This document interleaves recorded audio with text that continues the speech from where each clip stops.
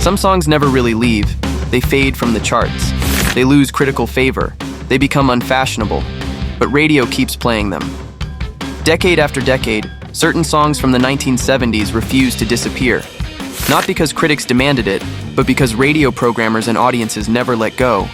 These are 10 songs from the 70s that radio refused to let die. Number 10, Brandy, You're a Fine Girl.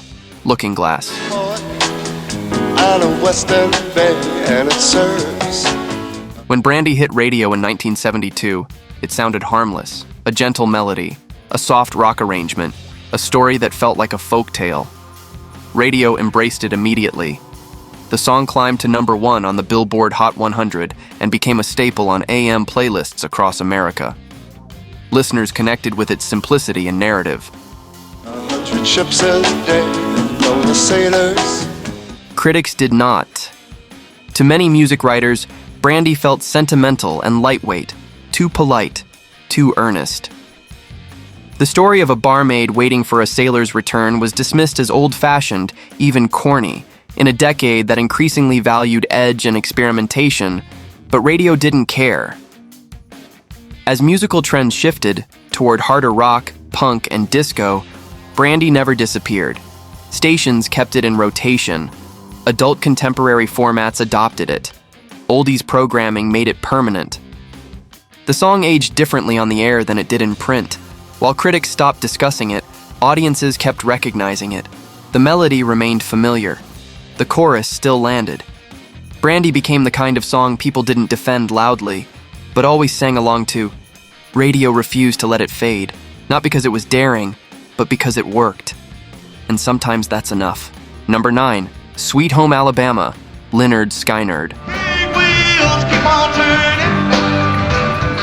By the time Sweet Home Alabama hit radio in 1974, it felt immediate. A sharp guitar riff, a relaxed groove, a chorus that sounded familiar from the first listen. Radio loved it. The song became a defining hit for Lynyrd Skynyrd and a permanent fixture on American airwaves. It crossed formats effortlessly. Rock, classic rock, regional radio. Stations played it constantly. And then, they kept playing it. Critics grew conflicted. On one level, the song worked. It was catchy, confident, memorable. On another, it became a lightning rod. The lyrics were read as a response to Neil Young's Southern critiques. Some heard pride, others heard defensiveness. Arguments followed the song everywhere, but radio didn't debate it. As years passed, Sweet Home Alabama stopped being part of a conversation and became a default. It opened sets, closed playlists, anchored road trip radio for generations. Overexposure followed. What once sounded fresh began to sound unavoidable. The song was everywhere: movies, commercials, sports arenas. Critics stopped reevaluating it. They stopped writing about it at all. Radio never did. Even when listeners rolled their eyes, they recognized the opening notes instantly. The familiarity itself became the appeal. Sweet Home Alabama survived changing tastes because it became larger than opinion. It wasn't asking to be reassessed. It didn't need defending. Radio refused to let it die. Not because it was misunderstood, but because it had become part of the air itself. Number 8, American Pie, Don McLean. Long, long time ago, I can still remember. When American Pie arrived on radio in 1971, it felt monumental. 8.5 minutes long, dense with references, structured like a eulogy. Radio shouldn't have embraced it, but it did. Stations edited it down, then played the full version anyway. The song climbed to number 1 and stayed there for weeks. Listeners leaned in. The chorus was simple, singable, memorable. The verses were anything but. Critics quickly grew tired. They debated the meaning endlessly. Every line was dissected, every reference argued over. That obsession became the problem. Now do you believe in rock and roll? What began as mystery turned into exhaustion. The song felt heavy, over-explained, burdened by its own importance, but radio never backed away. As formats changed, American Pie survived them all. Classic rock kept it alive. Oldie stations embraced its nostalgia. Holiday playlists revived it annually. Over time, the song became ritual. Listeners didn't need to understand every lyric anymore. They knew when to sing along. They knew when the chorus would return. The meaning faded. The familiarity remained. Critics stopped engaging with it. There was nothing left to argue. Radio refused to let it go. American Pie didn't endure because everyone loved it. It endured because radio made it unavoidable. Decade after decade, the song stayed on the air, long after the conversation around it had ended. Number 7, Hotel California, Eagles. When Hotel California arrived on radio in late 1976, it felt cinematic. A slow build, a haunting guitar line, lyrics that suggested something darker beneath the surface. Radio embraced it immediately.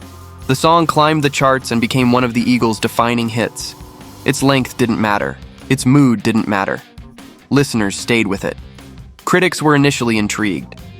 Such a lovely place, such a lovely place. They debated the lyrics. Was it about excess, fame, the dark side of the American dream? The ambiguity was part of the appeal. Then the repetition began. Radio played it constantly. Classic rock formats adopted it as a cornerstone. The song never left rotation. Over time, mystery turned into familiarity. The symbolism that once invited interpretation became overanalyzed. Every line was explained, every metaphor assigned a meaning. The conversation exhausted itself, but radio never moved on. Hotel California became unavoidable, played in cars, in bars, in waiting rooms. The song outlasted its own debate. Critics stopped revisiting it, not because it lacked depth, but because it no longer felt open. Its meanings had been fixed by repetition. Radio refused to let it fade. Decades later, the opening notes still command attention. The guitar solo still lands. The chorus still arrives exactly where listeners expect it. Hotel California didn't survive because it evolved. It survived because radio kept it frozen in time. Number 6, Stairway to Heaven, Led Zeppelin. When Stairway to Heaven first reached radio in 1971, it felt unlikely. Over 8 minutes long, no chorus, a slow acoustic opening that took its time. By radio standards, it shouldn't have worked, but it did. FM stations embraced it immediately. They played it in full. Night after night, listeners stayed tuned. The song built gradually, from folk ballad to electric crescendo, and rewarded patience. Critics were cautious. They admired the ambition, the structure, the scale. But as the years passed, something shifted. Stairway to Heaven didn't just become popular, it became canon. Radio played it endlessly. Classic rock formats treated it as sacred. Requests never stopped. Overexposure followed. The song became unavoidable, expected, predictable.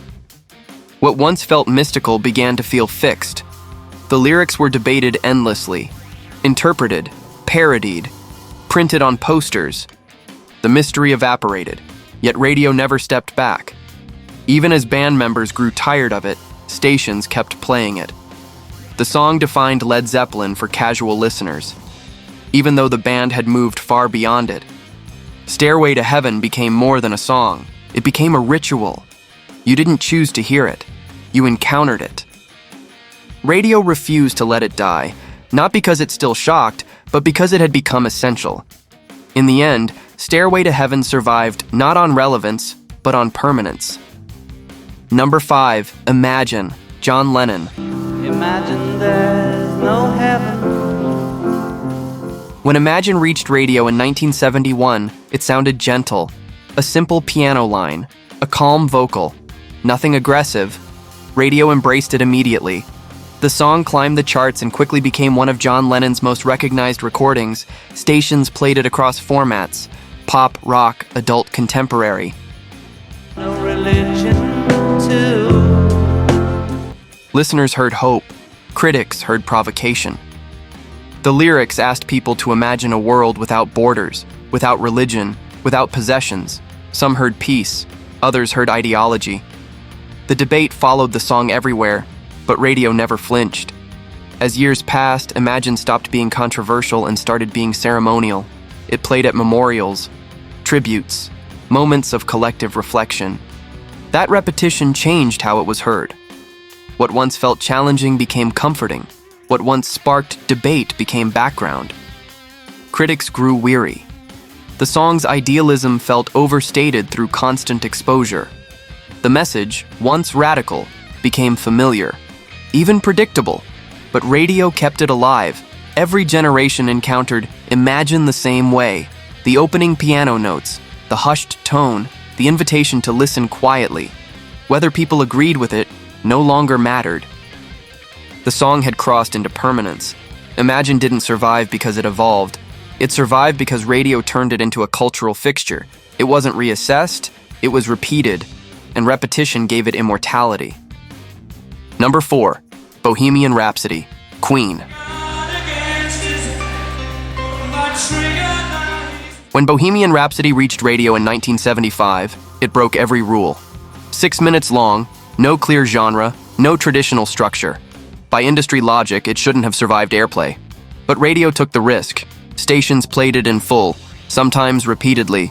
Listeners stayed. The song climbed to number 1 and stayed there for weeks, not because it fit radio, but because radio made room for it. Critics were divided. Some admired the ambition, others dismissed it as excess, too theatrical, too indulgent. That argument never really ended. What changed was exposure. Radio never let the song rest. As formats evolved, Bohemian Rhapsody followed.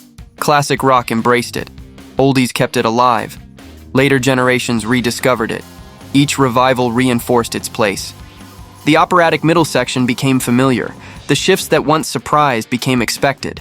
The ending always arrived exactly on cue. Critics stopped reassessing it. The song no longer needed evaluation. It had already been decided. Radio treated it as untouchable. Even after Queen moved on, even after Freddie Mercury was gone, the song remained fixed in rotation. It didn't belong to a moment anymore. It belonged to the airwaves.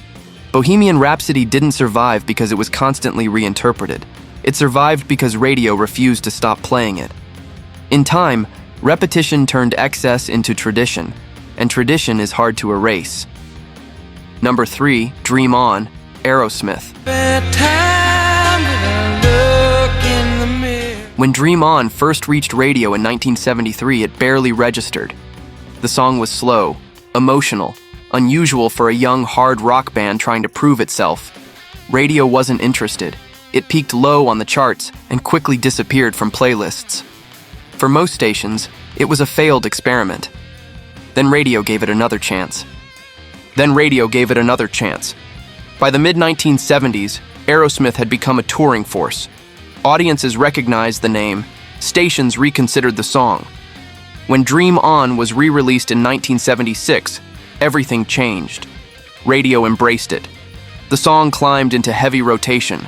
Its opening piano line became instantly recognizable. Steven Tyler's vocal, once considered too soft, now sounded dramatic and essential. From that point on, radio never let it go. As decades passed, Dream On became a fixture.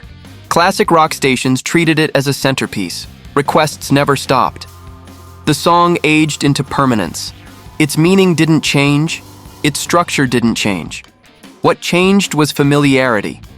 What once felt intimate became ceremonial. What once sounded vulnerable became iconic. Radio didn't preserve Dream On because it needed rediscovery. It preserved it because it worked. Every time. Some songs fade after their moment passes. Dream On stayed because radio decided it belonged to every moment that followed. Number 2, Superstition, Stevie Wonder. When Superstition hit radio in 1972, it didn't need explanation. The opening clavinet riff said everything. Immediate, unmistakable, impossible to ignore. Radio reacted instantly. The song crossed formats without effort. R&B stations embraced it. Pop radio played it non-stop. Rock stations followed. Critics admired it. Stevie Wonder's musicianship was undeniable. He played most of the instruments himself. The groove felt tight, modern, and alive.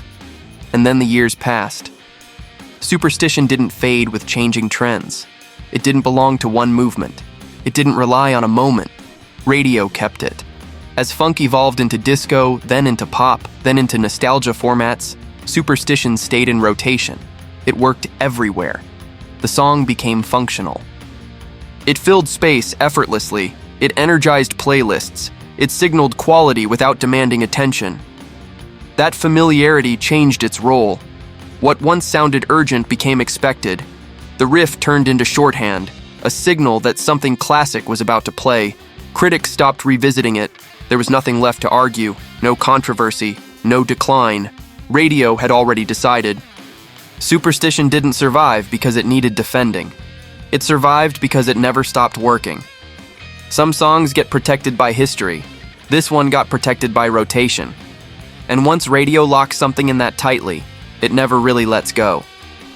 Number 1, Let It Be, The Beatles. And I find myself in times of trouble, Mother Mary. When Let It Be reached radio in 1970, it sounded like an ending. A simple piano line, a calm vocal, a song that didn't argue or demand attention. Radio embraced it immediately. The song climbed the charts and became one of the final major statements from the Beatles. Stations treated it differently from the start, not as a hit, but as something to be respected. Listeners heard comfort. Paul McCartney's lyrics felt reassuring, personal, almost conversational. Critics were conflicted. Some dismissed it as too simple, too safe, a retreat from experimentation. Others heard intentional restraint. But radio made the decision.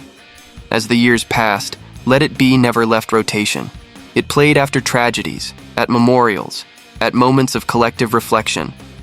The song became ceremonial. What once felt intimate became universal.